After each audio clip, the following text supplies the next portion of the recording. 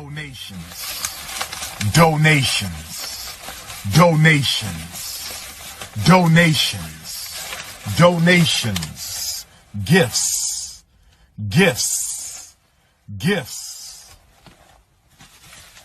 more gifts, more gifts.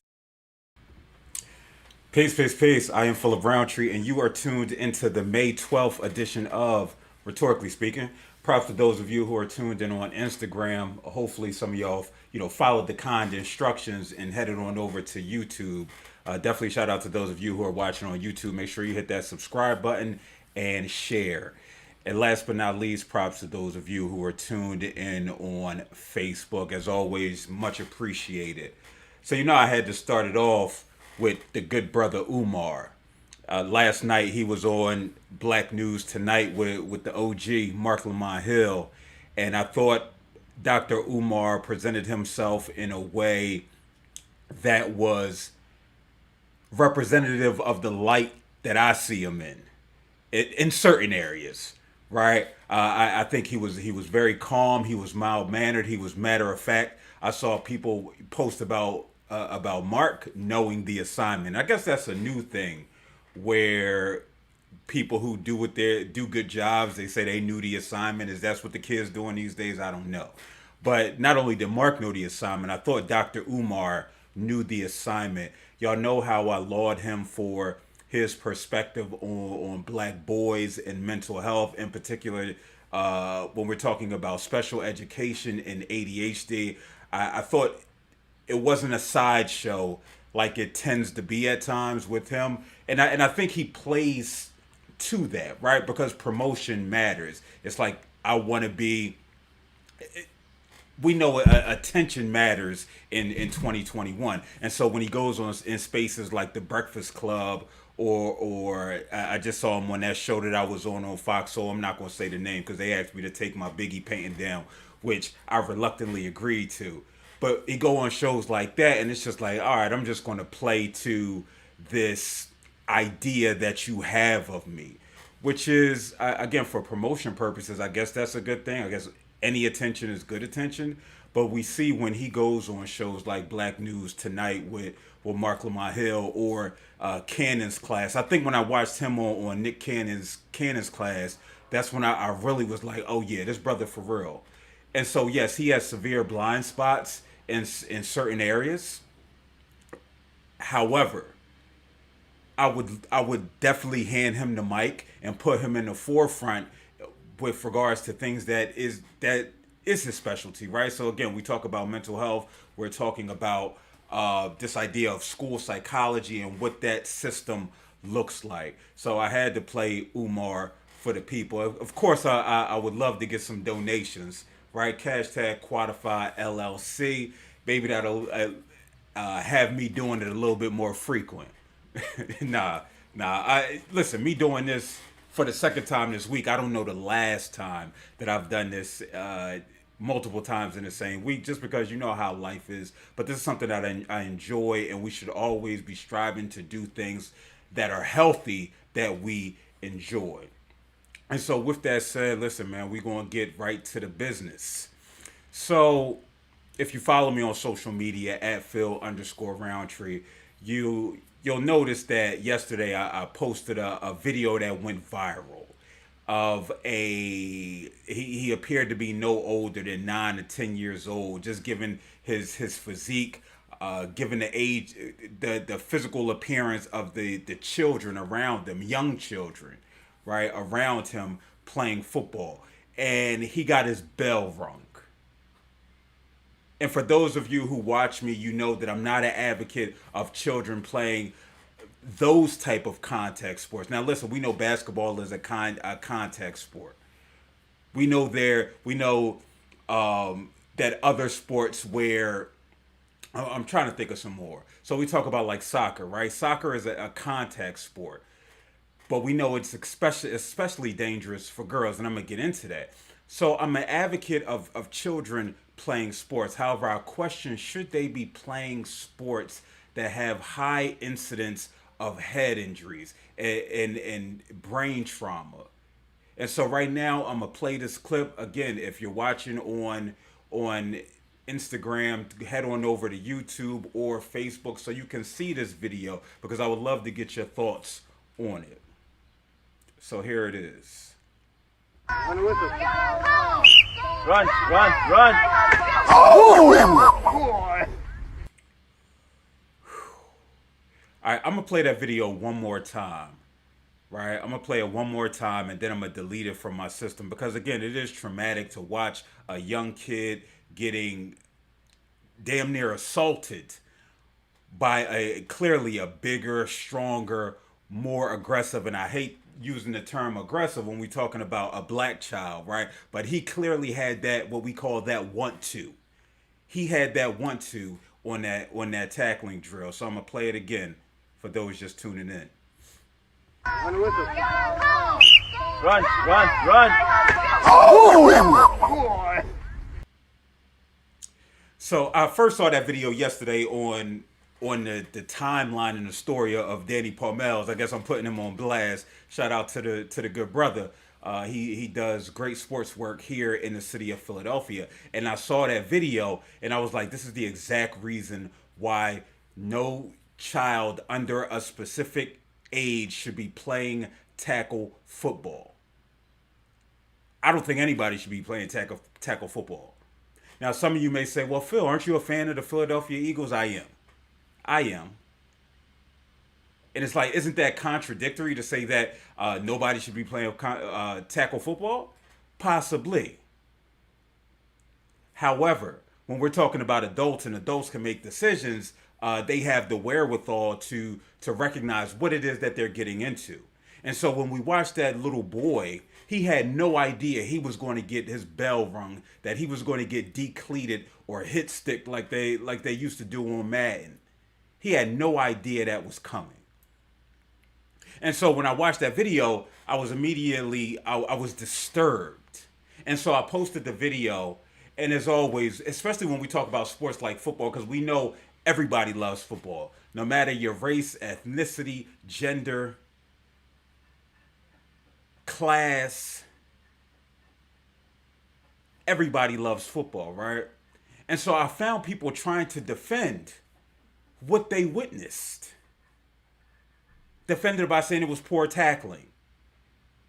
Definitely was poor tackling. USA Football came out today after watching the viral video and said, listen, that is not acceptable. First, they shouldn't even be practicing drills such as that. We know that they've collaborated with the NFL and with college football, and youth football, younger and younger, to try and teach children how to tackle. So they aren't putting other children at risk of injury, nor themselves. And so they have the Heads Up campaign that the NFL participates in. But you can't legislate that out of the game. We see the NFL doing that time and time again, right? You can't touch the quarterback. But people still get hit. People still get concussions. We know that concussions are a brain injury, that it's brain trauma. And so think about it. We see what's happening with adults. Now, and this is happening at a young age when brains aren't fully developed. Skull thickness isn't fully developed. And now here we have children engaging recklessly in this type of behavior.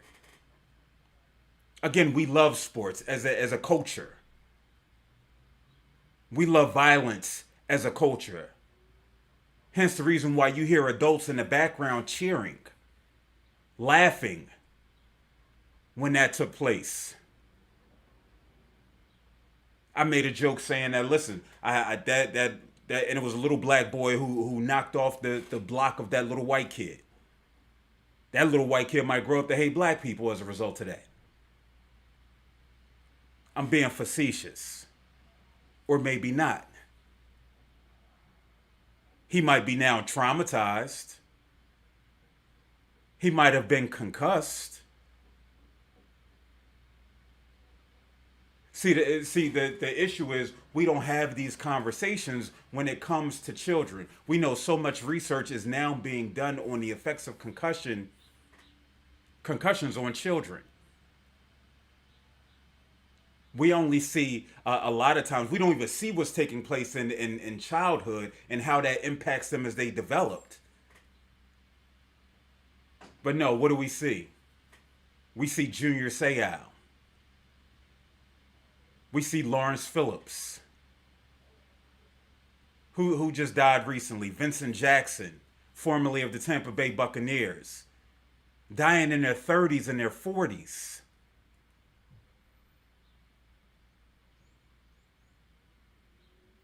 Maybe this is why Aaron Hernandez snapped, went on a murderous spree. I know people don't want to have that conversation, right? Because yes, we want to attribute it to personal responsibility. But could it be a result of nature and nurture of what he experienced playing football growing up? The repeated brain injuries. We know CTE is a real thing. Such a real thing that the NFL attempted to cover it up for decades. Where they refused to pay and to cover retired footballers who had experienced injuries as a result of playing their sport and playing in their league. It was, oh well.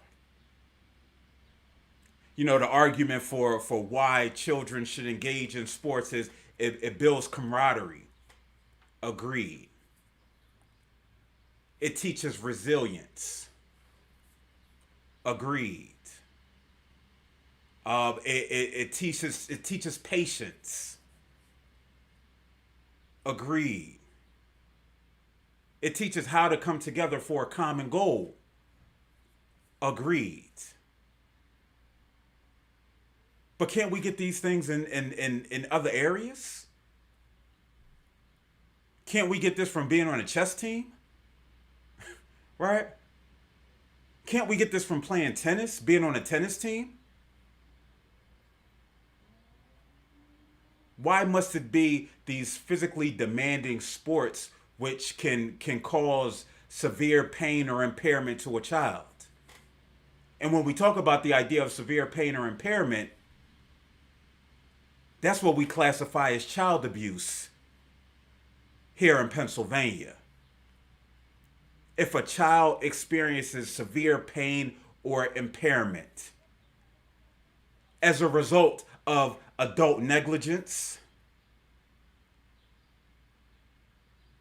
in any type of capacity, but yet this is the acceptable form because we got to teach these life skills, right? When we talk about the consequences of concussions, what are we talking about? We're talking about memory issues, inability to concentrate, behavioral issues, mood and personality issues. See, when we start to look at the bigger picture, maybe little Timmy or little Jenny who's acting out in school, it's not a result of them being incorrigible or something taking place in the home. Maybe they were concussed by playing a sport that they wanted to play. Right? Do we want to look at it this way? Or would we then have to really sit there and interrogate everything that we believe in as a society, as a community? This is not just endemic to football. Right? And so I'm going to bore you with some stats related to boys football.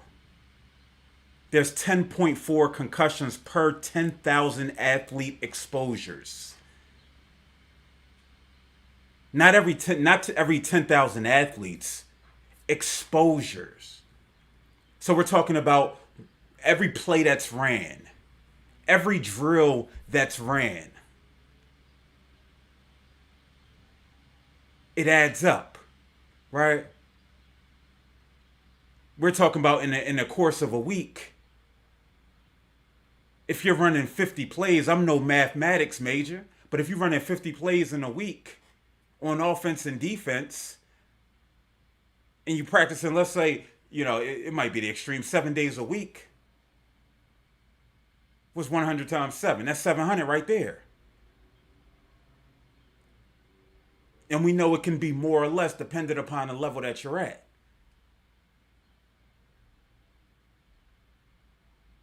It's kind of concerning. We talk about girls soccer. That's second with 8.19 per 10,000 athlete exposures. And you may be thinking, girls soccer? Who would think all they just do is just run around and kick the ball? Yeah, that's true. But we talk about headers, right? The ball hitting your head on an underdeveloped skull and brain, something that continues to improve as you get older. We talk about the biology, the physiological makeup of girls makes them more susceptible than boys in sports like soccer, in sports in general. I just found that out too, right? We think about ice hockey, checking. I was listening to the radio because they were talking about this exact video. And one of the hosts was saying that checking starts at 12 or 13 in the league that he's familiar with. You're violently hitting your body against another with a stick. So we know lacrosse is high on the list.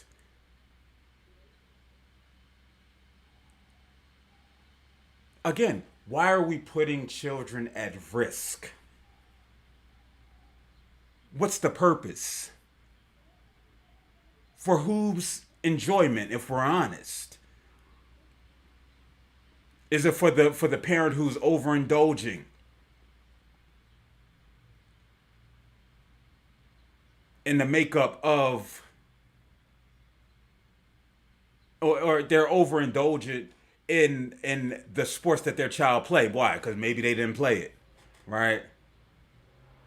And so they're living vicariously through their child. And so honestly, how can we have a conversation about mental health if we're not talking about the impact, the physiological impact of sports? It's kind of negligent. Also on that list was cheerleading with 3.6 per 10,000. And that was interesting. But the argument they made was that cheerleading isn't necessarily considered a sport in different states. And so they may be practicing in hallways, not necessarily on mats, because the gym is being occupied by another legitimate sport.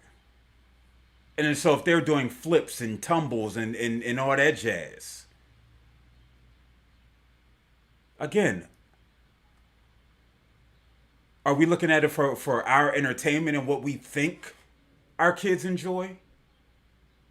And who's supposed to have the foresight?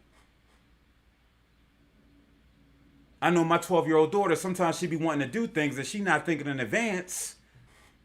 And it's my responsibility as a parent to do that for her. Because it could potentially be dangerous. It could potentially have lifelong consequences. I was reading a quote from Laura Dreher, who's an associate professor at UAB, University of Alabama at Birmingham. And what she said was, she said, these problems can persist into adulthood with evidence of increased drug and alcohol abuse at the age of 25. And she was reporting from a study that was conducted. We're talking about antisocial behavior and psychiatric disorders during their teen years. Again, maybe you missed the video, right? So I'm gonna play the video and look at little Billy getting his bell rung. Now think about the consequences he can face as he matures. On the whistle. Run, run, run.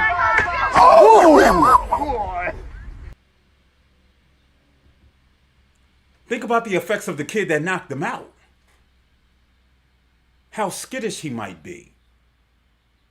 How he might get an overinflated sense of self because he laid somebody out and he's going to be given praise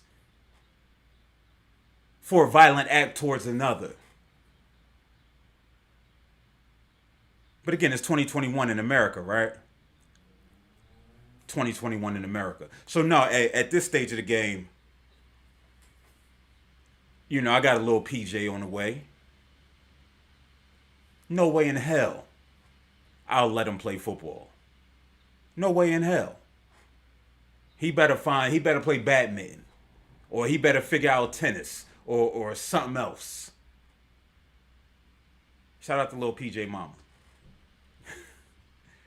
And just like that, we're going to keep the party going, man. So,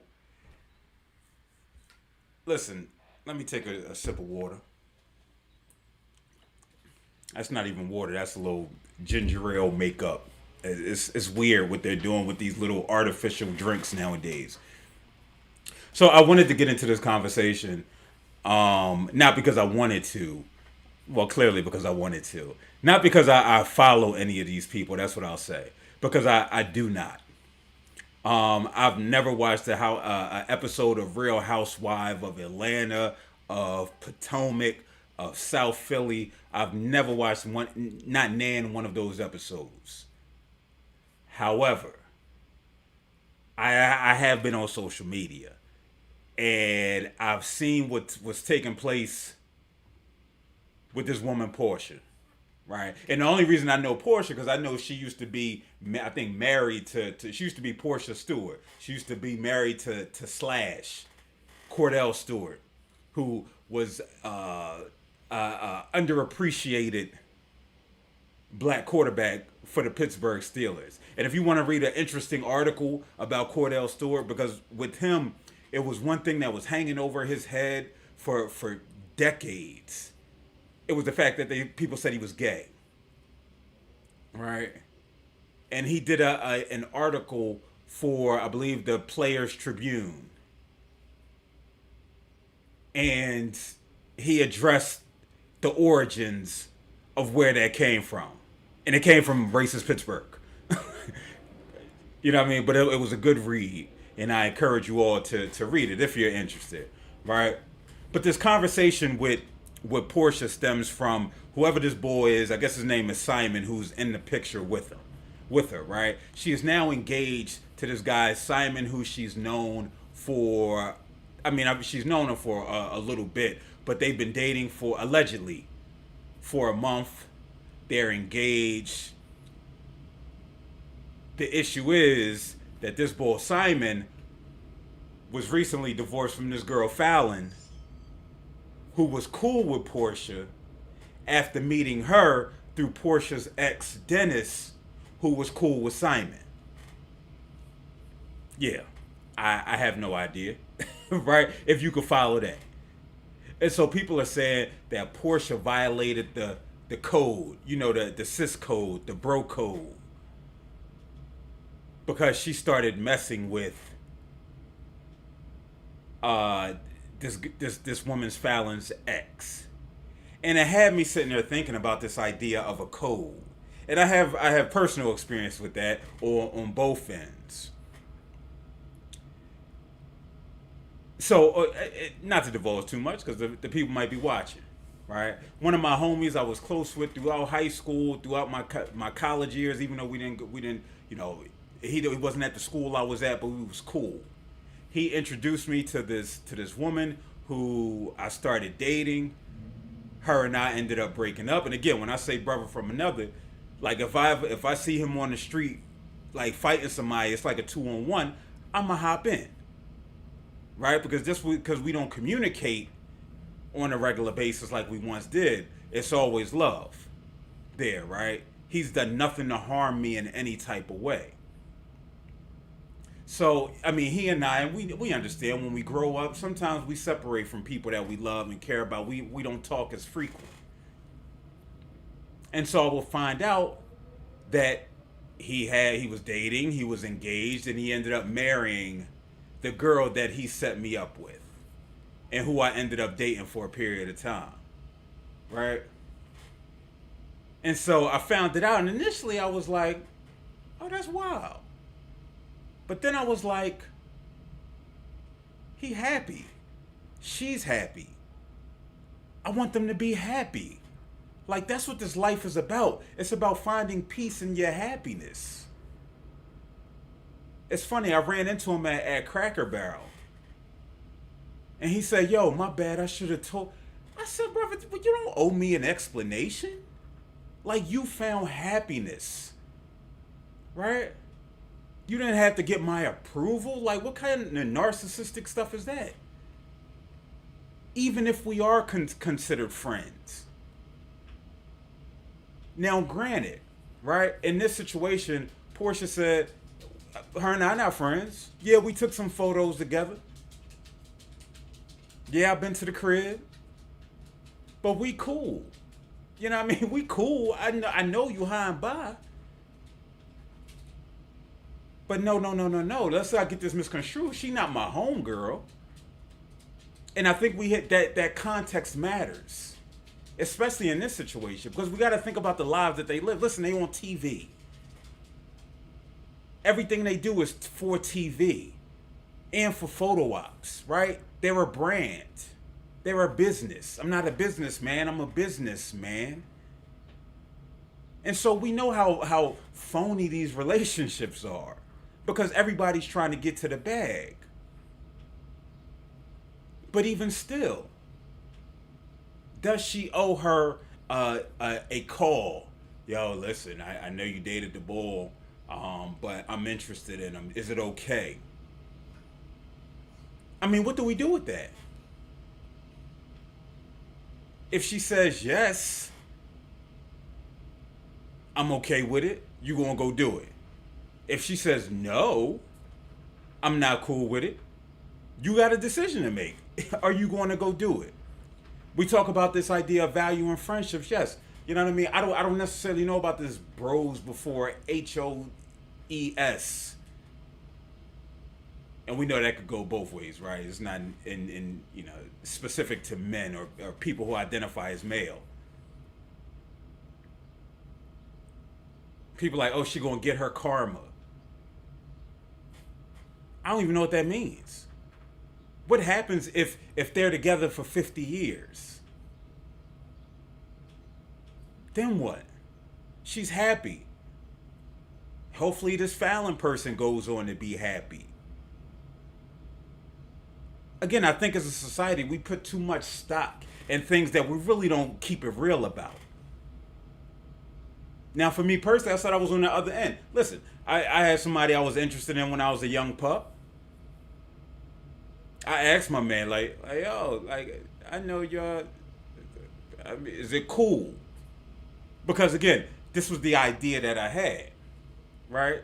Now, I fully recognize that if I would have went on, I'm not going to sit here and bust it up with him and be cool with him and try to be friends with him. Because no, once you cross that line, it's no going back. So if she say, no, we not friends, it's no problem with it. But again, we're so focused in this culture on things that are messy. And, we love throwing those terms around. That we don't think about situations, again, in the long term. Yeah, we might not be as cool as you thought we were. Or you know what? Maybe we was cool. Maybe we was besties. But you know what? I owe it to myself to pursue this because I'm interested. Again, man, this is our lives. This is my life. Yeah, you play an integral part in it if you are a friend. But these are the things we got to weigh. But it gets sensationalized because nobody, we're so used to the Justin LA boy or LaBoy, whatever his name is, posting the one sentence. And everybody like, oh my gosh, that's so profound. At some point we got, and I hate when people do this, they say at some point we got to have a conversation about something. I hate when folk do that.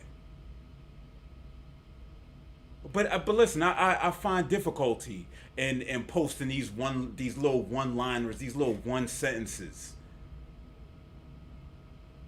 And people like it. Oh my gosh, just the truth. It's so profound. And I'm like, how do you get that from just this one line? It's so much more that comes into it.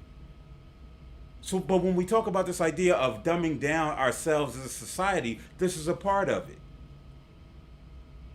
It's the memes. How many people are doing thoughtful and critical analysis of situations? I can tell you as a professor, not too many. Because I find myself continuously asking people to go deeper. I need you to go deeper. Go deeper than what you see on the surface. Yeah, this one line about mental health, about black mental health, might resonate with you. But question it.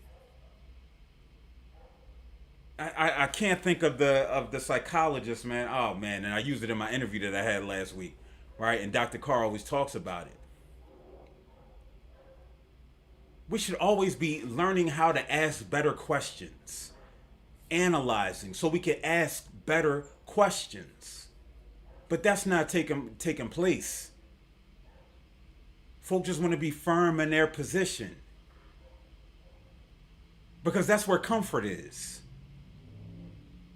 Nobody wants to be pushed and prodded and challenged. I'm not going to say nobody, because clearly it's a large segment of the population that do.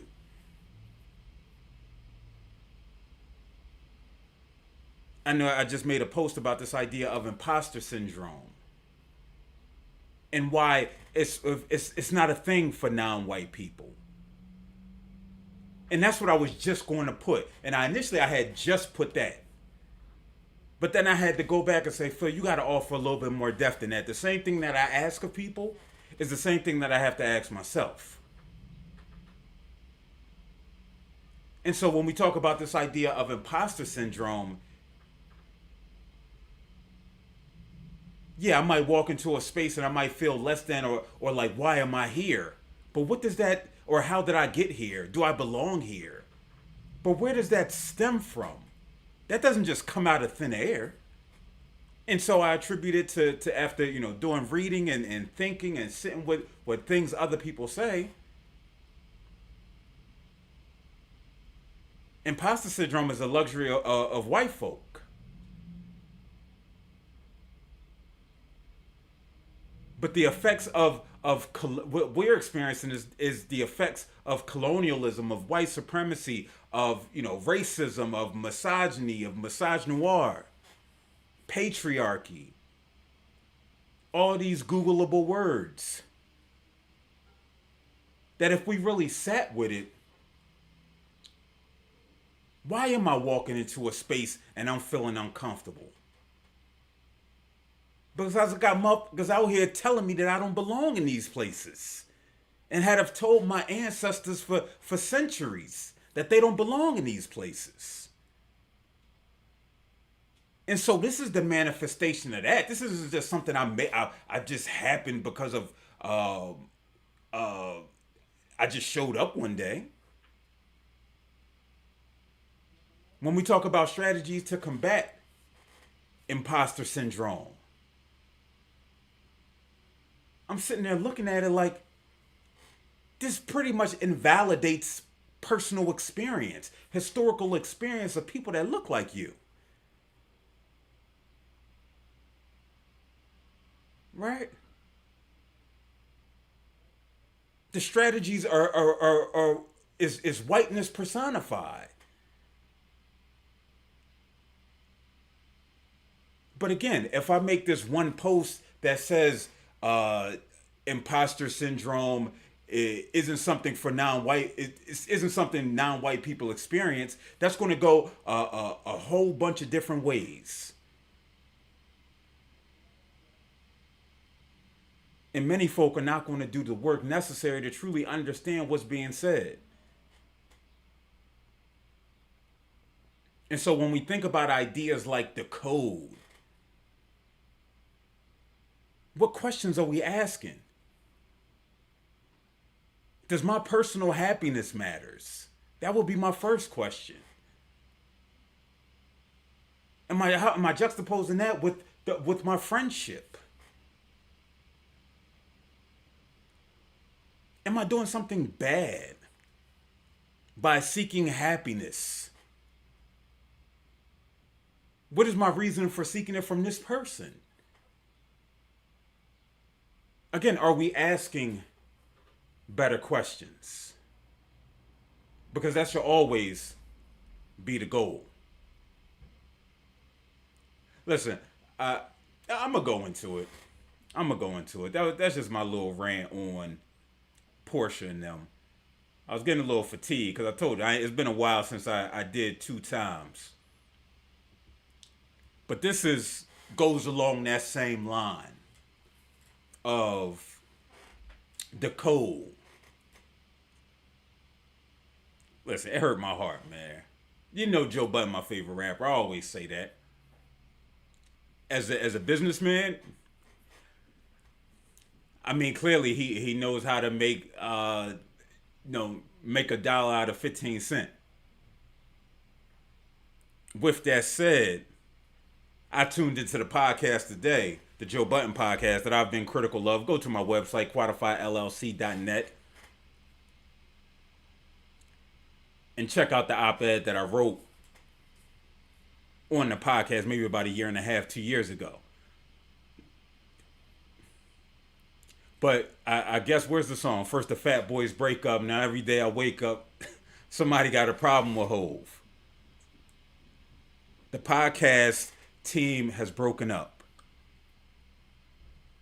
Rory and Mal are no longer. I'm going to listen to, somebody sent me the link for the podcast from the day where Joe is going off. He firing Rory and Mal. And this picture was apparently about 2 weeks ago. And what I started thinking after listening to the free 20 minutes that they posted was, can and should friends be in business together?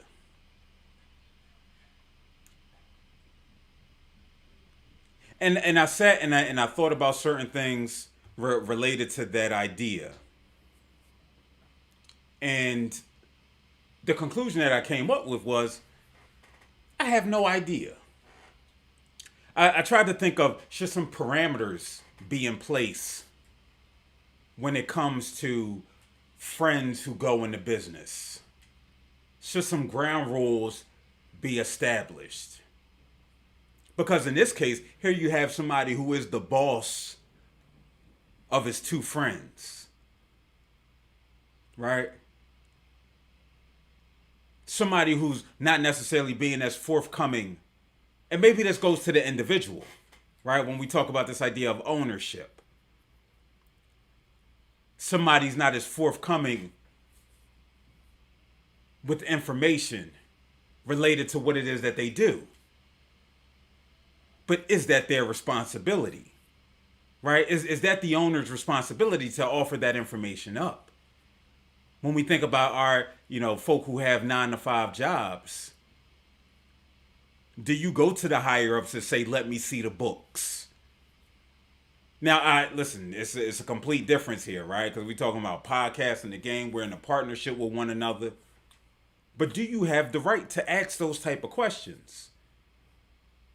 And clearly these 2 brothers felt they had the right to ask these questions, and Joe didn't.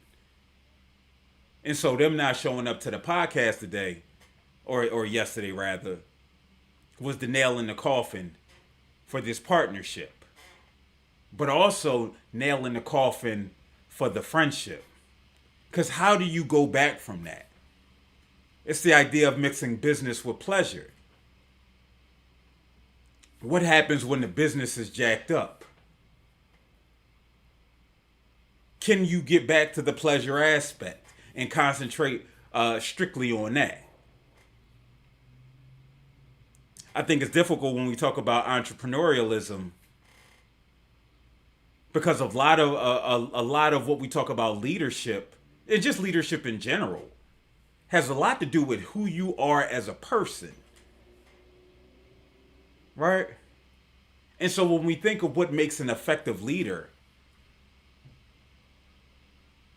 is it somebody that hides,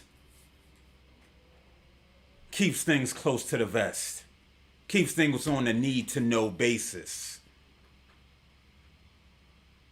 who reinforces the hierarchy? You know, I'm always for labor against the establishment. You know, I'm always anti-establishment. I'm always thinking about a way how I can buck the system. I'm sitting here thinking about, and I see Steve, he was on, I don't know if he's still on, maybe he want to close his ears. I'm thinking about how I don't got to wear that European robe or whatever they do once I graduate with my doctorate. You know what I mean? What am I going to wear? Because I damn sure don't want to wear that robe, because that's not what I'm about. I want to wear what the scholars wore in Africa. And so I've been doing due diligence on finding what they wore. Or I might dress like the hood scholar. Right? I might throw on some Timbs and some jeans and a dashiki. Because I'm not with all the pomp and circumstance. That's not the bag that's not where I reside. But I also recognize that could also be not where the money resides for me as well. And so I say that to say I'm always a proponent of labor. But what happens when the labor is your friends? People who've gone through ups and downs and have dealt with you in every situation. What happens when there's conflict? I guess the same thing could be said about the Porsha situation. If it was a true friend and we going through ups and downs and this is how it ends. So I can empathize with folk who do say, yeah, there is a code.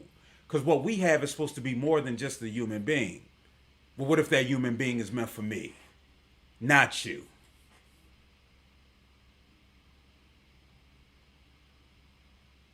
Right? And so I don't have I have a real answer as to whether I guess you got to know your friends and know who you're getting in business with. Me personally, I take ish personal. I'm a Scorpio. I feel. And so if I get slighted in any type of way and we working together, I'm going to feel some type of way. And I think it's, I remember a clip from Maul saying, listen, man, it ain't even about the money. It's about the integrity. You could get money anywhere. Right? But it's, do you respect me? And apparently in this situation, these brothers didn't feel respected. So all I say is just be mindful, man. Make sure you got a contract. It's the same reason why Jay left them balls. Right? I'll be posting that meme every now and then where Jay's sitting there standing and you got Bleak and you got Dame and you got, Rockefeller and everybody. And it's just like, man, at some point you just you outgrow folk. I know that in my personal life. But it becomes interesting when that's taking place in the midst and in front of everybody, and when you're in the public eye, and how that can influence the business. Rothstein says, I can see points on both sides. I agree. I agree. I'm gonna always side with labor though, because here I am. I'm putting in work. I'm putting in work on a day in, day out basis, on a weekly basis. And so if I'm asking you, hey, what's happening with this? What's going on with this? So I can understand, so I can feel safe, so I can feel comfortable. I can't just have this idea of, yeah, yo, once we sign it, I'm handling all the business. No, because I'm a part of this. That's why there are folks who just have their lawyers involved. Right? Let their lawyers communicate with one another. But even then, that still seeps into the friendship. So, all right, I gave y'all 46 minutes, man. Rest in peace to the Joe Budden podcast. I was already tired of the misogyny and the misogynoir specifically. But it's just unfortunate, man, because you want to see people, succeed out here, and not to say they won't succeed without outside of that, but you hate to see stuff play out publicly, but that's the game, man. So I'm out in these streets. I don't know if I'm gonna do another one tomorrow. Depends how I feel.